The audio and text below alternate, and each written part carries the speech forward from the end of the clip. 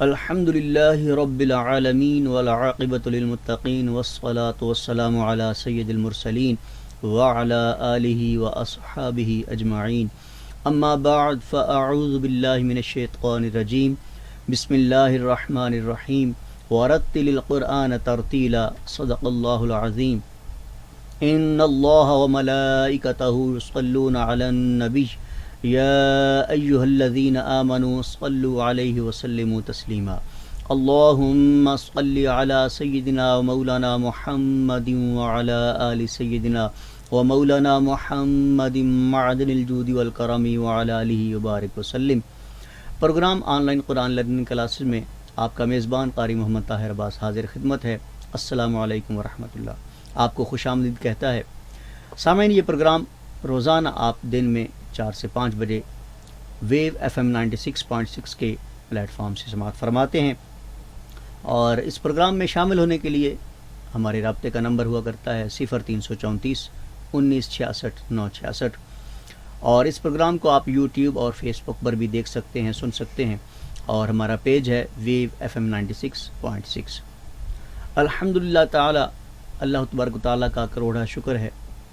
کہ جس ذات کریمہ نے اپنے فضل و کرم سے اور نالین مصطفیٰ صلی اللہ تعالیٰ علیہ وآلہ وسلم کے تصدق سے ہم سب کو قرآن کریم کا سیکھنا نصیب فرمایا۔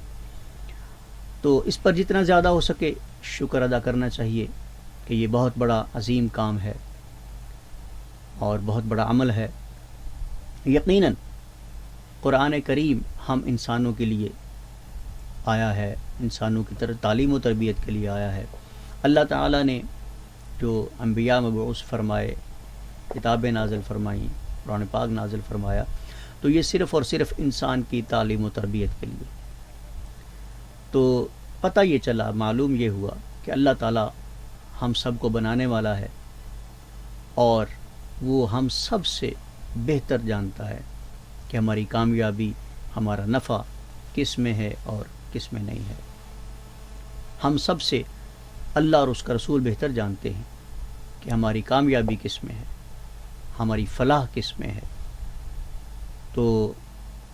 اسی ضمن میں اللہ تعالیٰ نے انبیاء کو بھی نازل فرمایا، اور صحائف نازل فرمائے، اور قرآن نازل فرمایا۔ تو پتہ یہ چلا کہ ہماری کامیابی، ہماری فلاح جو ہے وہ قرآن کے ساتھ ہے۔ قرآن کو جو ہے وہ ہم مضبوطی سے تھامے رکھیں گے اور قرآن کو پوری طرح اپنی زندگی میں جو ہے وہ لائیں گے، تو اور اس کے ساتھ پھر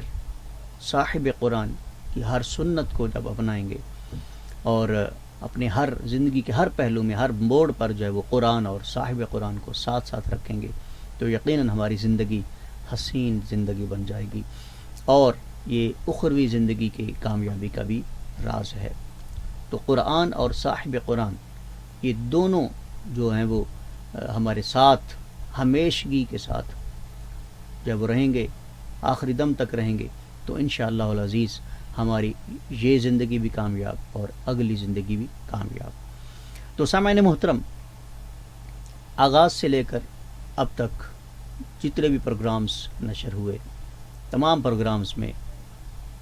میں نے اسی چیز پر جو ہے وہ زور دیا ہے، تاکید کی ہے کہ علم تجوید جو ہے وہ بہت اہم چیز ہے، بہت اہم علم ہے، اس کا سیکھنا بہت اہمیت رکھتا ہے،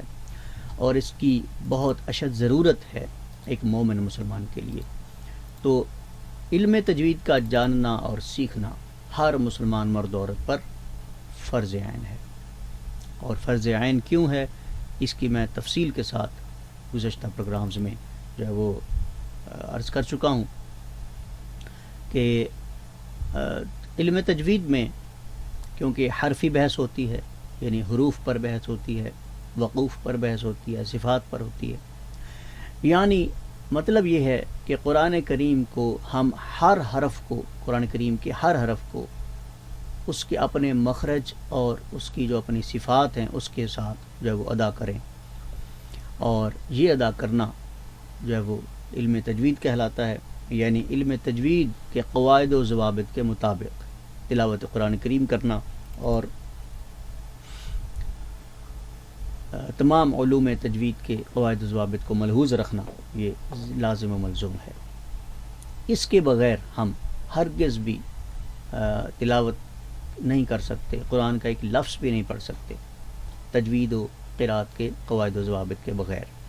کوئی بھی شخص اپنے طور پر جو ہے وہ یہ دعویٰ نہیں کر سکتا، اپنے طور پر رعایت جو ہے وہ نہیں برت سکتا کہ میں جیسے چاہوں پڑھ لوں، جیسے چاہوں تلاوت کر لوں، جس انداز میں چاہوں۔ تو یہاں پہ ہماری اپنی چاہت کی کوئی بات نہیں ہے۔ کیوں؟ اس لیے کہ یہ کلام اللہ تعالیٰ کا کلام ہے، یہ کسی فلاسفر کا لکھا ہوا نہیں ہے، یا کسی ادیب کا یا شاعر کا یہ کلام نہیں ہے جس میں ہم اپنی کوئی من مرضی کر سکتے ہیں، لیکن اللہ تعالیٰ کا یہ کلام ہے، اس میں ذرہ برابر بھی ہم نہ کوئی غلطی کر سکتے ہیں، نہ کوئی اس کی جو ہے وہ تمام رموز و اوقاف کو نظر انداز کر سکتے ہیں، نہ اس کے قواعد و ضوابط کو جو ہے وہ نظر انداز کر سکتے ہیں، اور نہ ہی اس سے منحرف ہو سکتے ہیں۔ انحراف تو قطعی طور پر یعنی جائز ہی نہیں ہے، کر ہی نہیں سکتے ہم کہ ہم علم تجوید کو نہ بھی سیکھے تو خیر ہے، کوئی بات نہیں۔ تو میں پہلے بھی یہ عرض کر چکا ہوں کہ بقیہ تمام علوم و فنون وہ بھی ہمارے لیے ایک دنیاوی تقاضوں کے مطابق ضروری ہیں، لیکن ان تمام سے بڑھ کر جو اہم چیز ہے ایک مومن مسلمان کے لیے، وہ علم تجوید کا سیکھنا ہے۔ کیونکہ اصل بات کیا ہے کہ قرآن سے جب ہم نے سب کچھ سیکھنا ہے، تمام علوم و فنون سیکھنے ہیں، قرآن کو سمجھنا ہے اور اس پر پھر عمل کرنے کی کوشش کرنی ہے، تو قرآن کو سمجھنا اور اس پر عمل کرنا تب ہی ممکن ہوگا جب ہم اس کی بہتر تلاوت کر سکیں گے۔ تو جب ہم اس کی تلاوت ہی صحیح طریقے سے نہیں کر سکیں گے تو پھر اس کا سمجھنا اور اس پر عمل کرنا ممکن نہیں ہوگا۔ تلاوت قرآن کریم کوئی معمولی سی بات نہیں ہے۔ تو جب ہر زبان کا تلفظ ہے، ہر زبان کا ایک لب و لہجہ ہے، اپنا ذاتی لب و لہجہ ہے، تو کیوں نہ قرآن کریم کی تلاوت میں ہم اس چیز کو جو ہے وہ یاد رکھیں کہ قرآن کریم کی تلاوت کا بھی ایک جو ہے وہ باقاعدہ لب و لہجہ ہے، اور آقا علیہ الصلوۃ والسلام کے فرمان کے مطابق کہ قرآن عربی میں آیا ہے تو لہٰذا اس کو عرب لہجہ میں ہی پڑھنا چاہیے۔ ہم چونکہ اجمی ہیں تو ہم کوشش کرنی چاہیے ہمیں کہ ہم عرب لہجہ میں اس کی تلاوت کریں۔ تو زین القرآن باصواتکم، کہ قرآن کو اپنی آوازوں سے سجاؤ، تو تحسین جو ہے وہ اس میں بہت ضروری ہے، کیونکہ اللہ تعالیٰ کو حسین جو وہ حسن جو وہ ہر بات میں پسند ہے، کیونکہ وہ خود بھی حسین ہے، خوبصورت ہے۔ اللہ جمیل و یحب الجمال، کہ وہ خود بھی خوبصورت ہے اور خوبصورتی کو پسند فرماتا ہے۔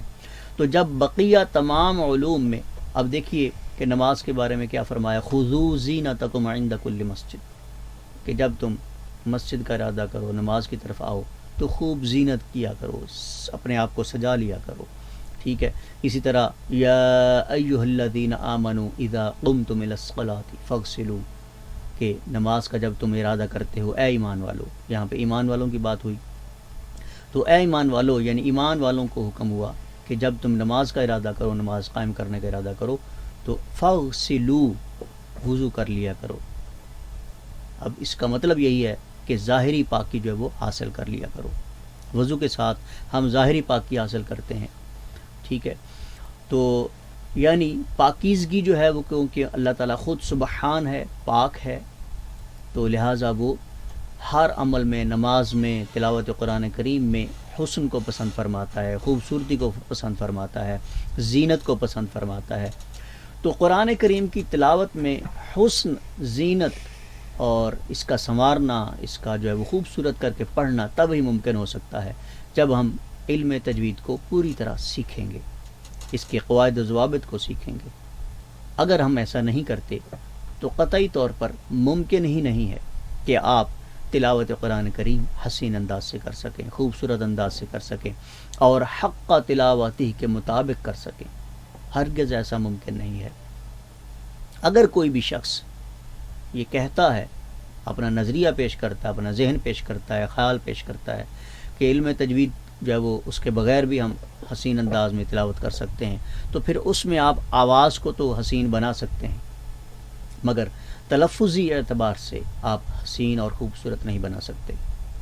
یقیناً آپ نے دیکھا ہے کہ عام جو ہم مختلف زبانوں میں گفتگو کرتے ہیں تو اس کے بھی ضابطے ہیں، اصول ہیں، قاعدے ہیں، اخلاقی اقدار ہیں. تو جب ہم عام طور پر گفتگو کے جو ہے وہ آداب کو ملحوظ رکھ کر جب وہ گفتگو نہیں کرتے تو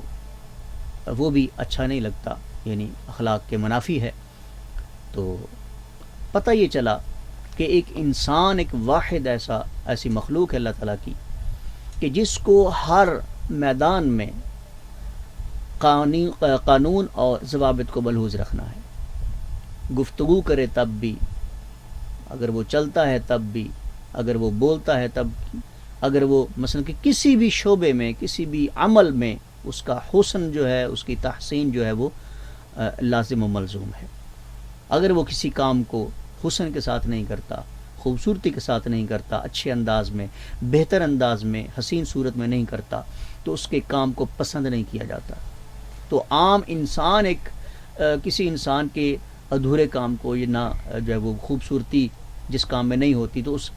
کام کو عام انسان پسند نہیں کر رہا. مثال کے طور پر میں اگر گفتگو غلط انداز میں کرتا ہوں، اب وہ لب و لہجہ جو ہے وہ میرا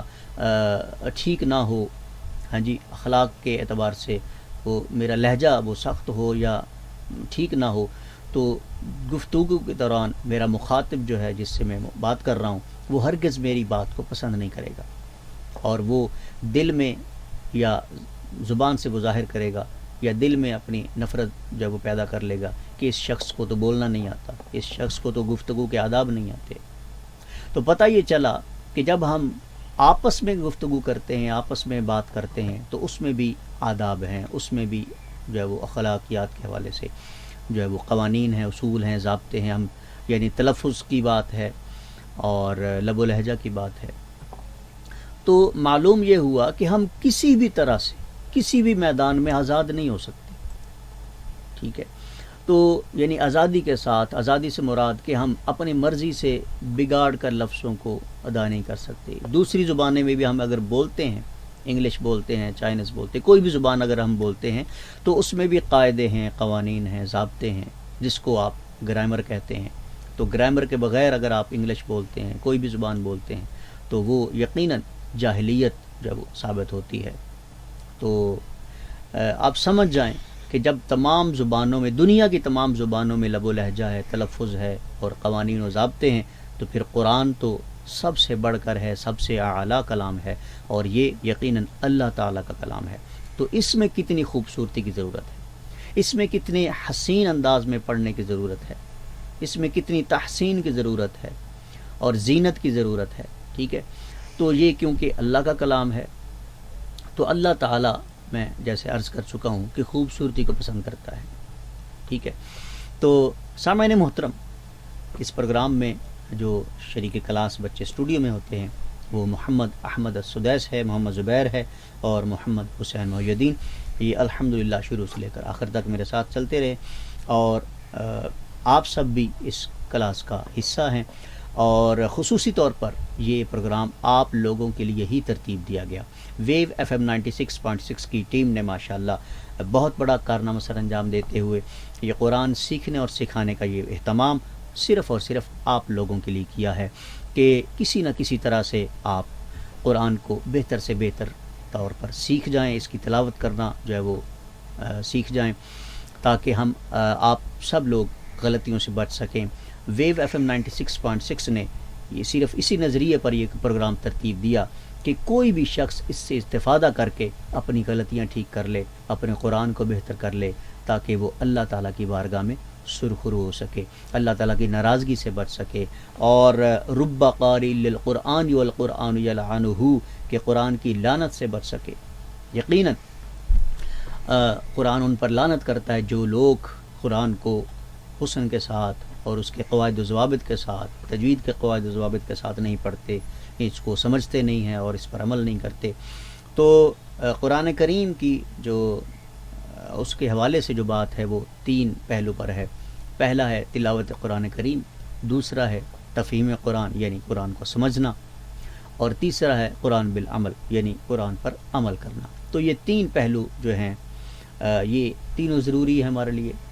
تلاوت قرآن کریم کا سیکھنا بھی ضروری ہے، اور پھر اس کو سمجھنا بھی ضروری ہے، کیونکہ علماء کرام نے اور محدثین کرام نے، مفسرین کرام نے بہت ساری تاکید فرمائی ہے کہ قرآن ہمارے سمجھنے کے لیے آیا ہے، نہ کہ صرف تلاوت کر کے جو ہے وہ مرحومین کو بخشنے آیا ہے۔ مرحومین کو بخشنا بھی اچھی بات ہے، ثواب کا کام ہے، یہ سنت صحابہ بھی ہے، سنت رسول بھی ہے، لیکن قرآن چونکہ زندوں کے لیے آیا ہے، زندگیاں بہتر کرنے کے لیے آیا ہے، ٹھیک ہے۔ صرف ہم اس کی تلاوت کر کے، قرآن کی تلاوت کر کے صرف اجر اور ثواب نہیں کمائیں گے، ثواب کمانا بھی اچھی بات ہے، اجر کمانا بھی اچھی بات ہے، مگر سمجھنا یہ ہے کہ قرآن ہمیں ہماری زندگی کے طور طریقے سکھانے آیا ہے، زندگی کو بہتر بنانے آیا ہے، ہم نے زندگی کیسے گزارنی ہے، دنیا کی زندگی کیسے گزارنی ہے، اور اگلی جو اخروی زندگی ہے، جو لامتناہی زندگی ہے، جس پر پھر موت نہیں آئے گی، ہمیشگی والی زندگی ہے، اس کو کامیاب کیسے کرنا ہے، قرآن اس مقصد کے لیے آیا ہے۔ اور پھر وَنُنَزِّلُ مِنَ الْقُرْآنِ مَا هُوَ شِفَاءٌ وَرَحْمَةٌ لِّلْمُؤْمِنِينَ۔ آپ غور کریں کہ جب قرآن کریم کے نزول کی بات ہوئی تو ایک جگہ پر ہدی للناس کا لفظ آیا کہ یہ سب لوگوں کے لیے ہدایت ہے، ہدایت کا سبب ہے،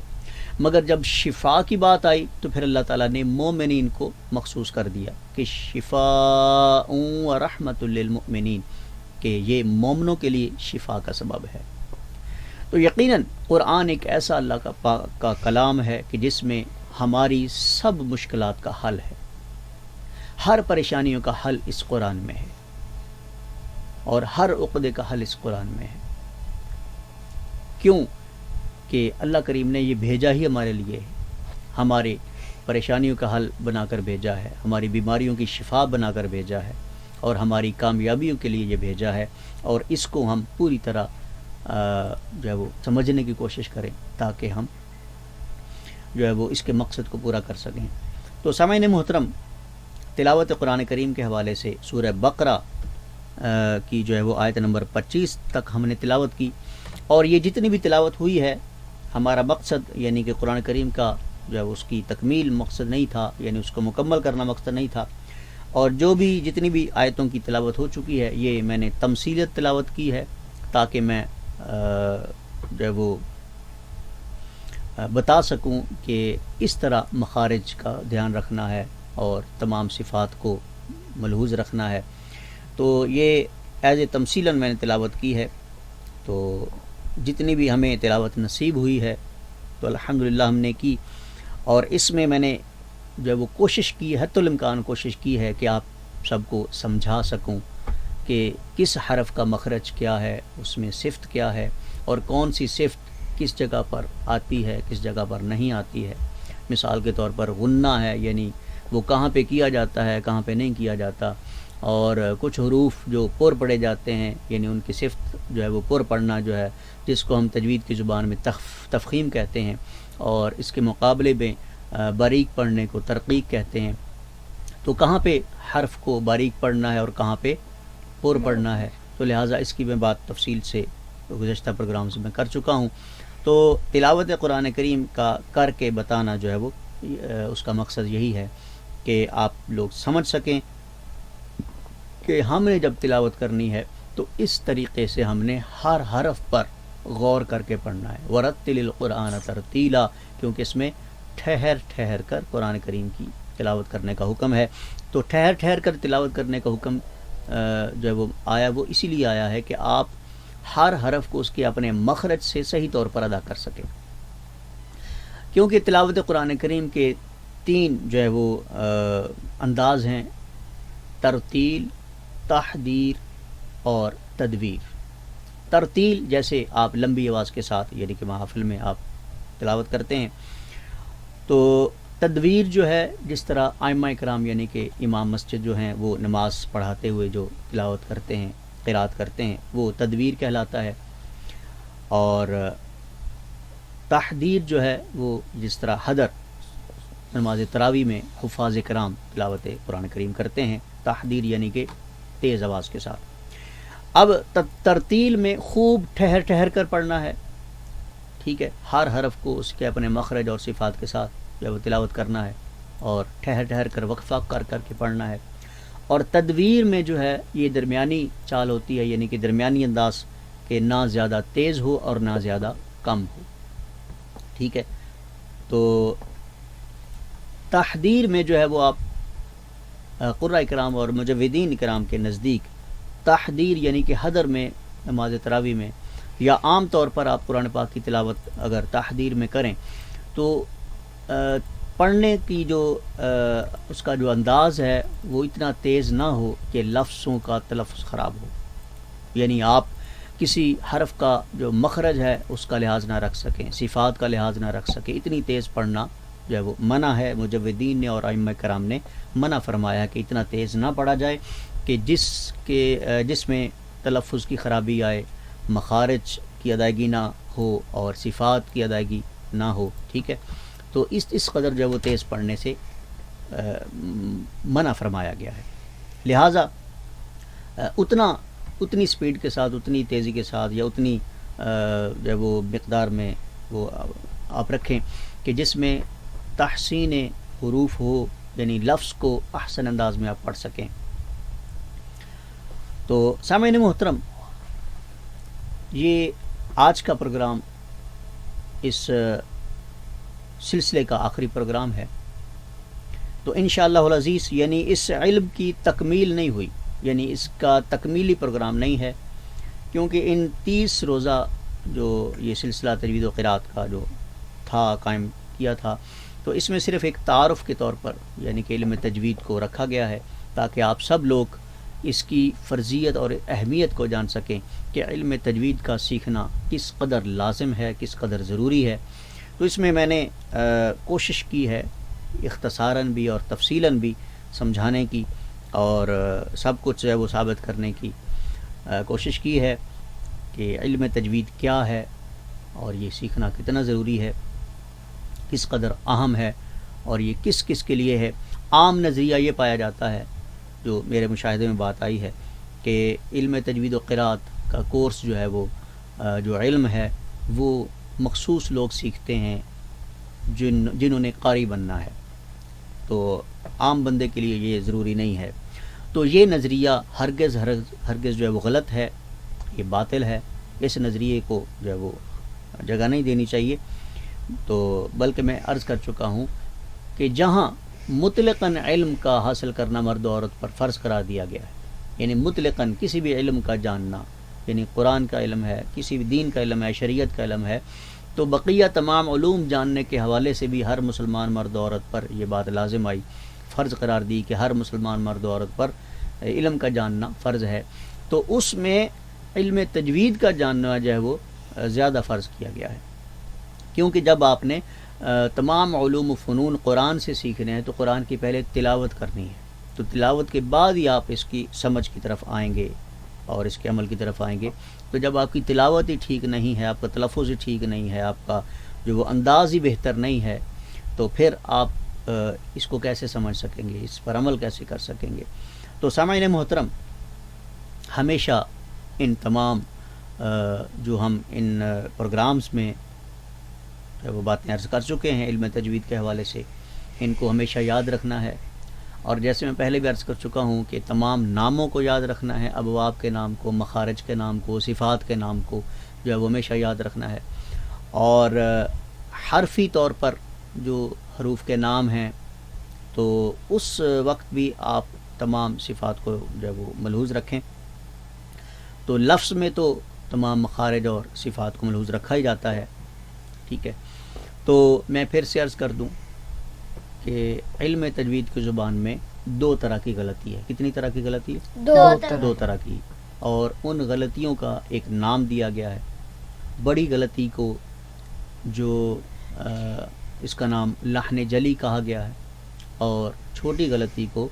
لحن خفی کہا گیا ہے. تو دونوں غلطیوں سے ہم نے بچنا ہے. یعنی چھوٹی غلطی سے مراد یہ نہیں ہے کہ آپ اس کو بالکل نظر انداز کر دیں، وہ صفاتی غلطی ہوگی. لیکن کچھ صفات میں نے گزشتہ پروگرامز میں عرض کی ہے، کچھ صفات ایسی ہیں کہ جو مخرج کا حصہ ہیں، اگر ان کو آپ بروئے کار نہیں لائیں گے، ملحوظ نہیں رکھیں گے، تو وہ مخرج ادا نہیں ہوگا. ٹھیک ہے. تو لہٰذا بڑی غلطی بھی وہ نہیں ہونی چاہیے، چھوٹی غلطی بھی نہیں ہونی چاہیے. ہم نے ہر غلطی سے بچنے کی کوشش کرنی ہے. اس علم تجوید کے سیکھنے کا مقصد ہی یہی ہے کہ ہم ہر قسم کی غلطی سے بچ سکیں، چھوٹی ہے یا بڑی ہے. اور میں پہلے بھی عرض کر چکا ہوں کہ گناہ جو ہے، غلطی جو ہے، وہ چھوٹی سے ہم بچیں گے تو بڑی غلطی یا بڑے گناہ سے ہم بچیں گے. اگر ہم چھوٹی غلطی کو چھوٹا سمجھ کر، کم تر سمجھ کر اس کو نظر انداز کر دیتے ہیں کہ چلو کوئی بات نہیں، خیر ہے، تو وہ خیر کا کہنا یا نظر انداز کرنا وہ ہمارے اگلے مرحلے میں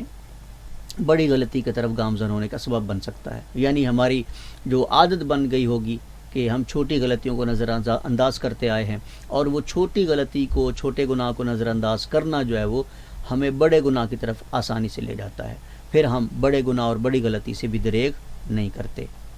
تو بہتر کیا ہے کہ ہم چھوٹی غلطی سے بھی پرہیز کریں، چھوٹی غلطی کو نظر انداز نہ کریں تاکہ ہم بڑی غلطی سے بچ سکیں. ٹھیک ہے. تو لحن جلی بڑی غلطی جو حرام ہے، مجودین نے، ائمہ کرام نے اور قراء کرام نے حرام فرمایا ہے. اور بڑی غلطی 4 قسم کی تھی: حرف کا حرف سے بدلنا، حرکت کا بدلنا یعنی زبر کی بجائے زیر پڑھ دینا، زیر کی بجائے پیش پڑھ دینا، اور آواز کا گھٹانا بڑھانا، یعنی آواز جہاں پہ لمبی نہیں کرنی وہاں پہ آپ نے بڑھا دی ہے، اور جہاں پہ آواز لمبی کرنی تھی وہاں پہ آپ نے نہیں کی. اور ساکن کا متحرک اور متحرک کا ساکن کرنا، یعنی جہاں پہ جزم پڑھنی تھی وہاں پہ آپ نے حرکت پڑھ دی ہے، اور جہاں پہ حرکت کے ساتھ پڑھنا تھا وہاں پہ آپ نے جزم کے ساتھ پڑھ دیا ہے.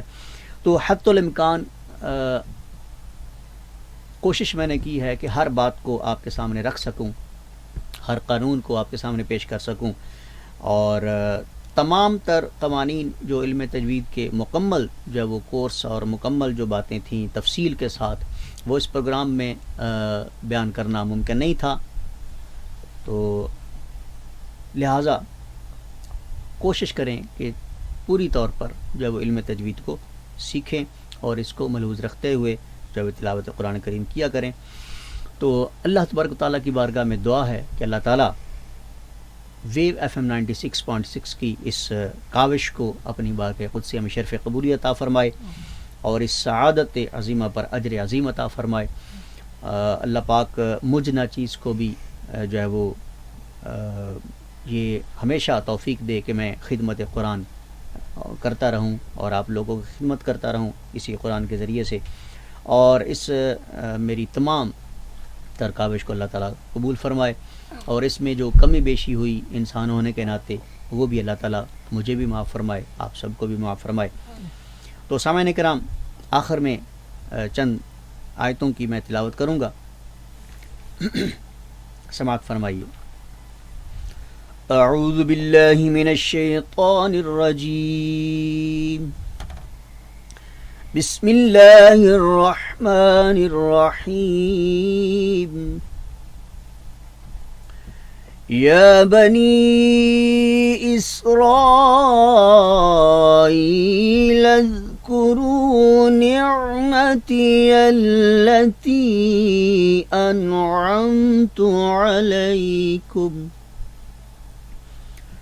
أنعمت عليكم وأوفوا بعهدي أوف بعهدكم وإياي فارهبون. وآمنوا بما أنزلت مصدقا لما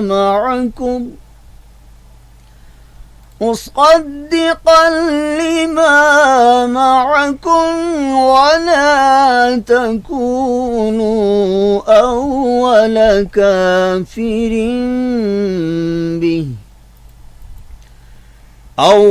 كافر به ولا تشتروا بآياتي ثمنا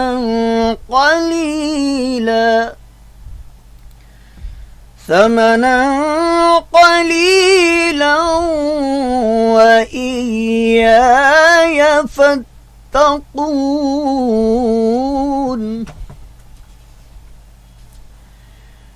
ولا تلبسوا الحق بالباطل وتكتموا الحق وأنتم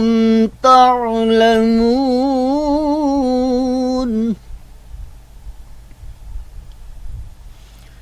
وأقيموا الصلاة وآتوا الزكاة واركعوا مع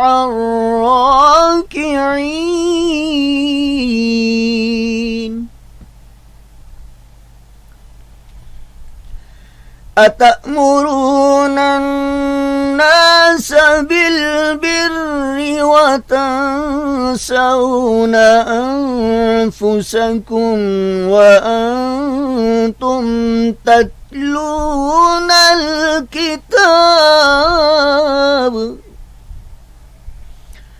أفلا تعقلون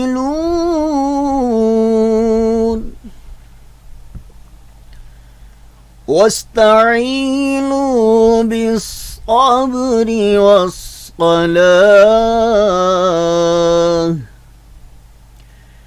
وإنها لكبيرة إلا على الخاشعين الذين يظنون أنهم ملاقو ربهم وأنهم إليه راجعون صدق اللہ العظیم۔ محترم، یہ programme online Quran learning classes جو ہم نے 30 روزہ جو ترتیب دیا، اس سلسلے کا یہ آخری پروگرام تھا۔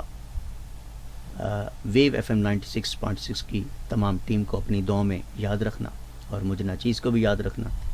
اور ہم سب کی اس کاوش کو اللہ تعالیٰ قبول و منظور فرمائے۔ اپنے میزبان فارغ محمد طاہر عباس کو اجازت دیجیے، اللہ نے کے بعد۔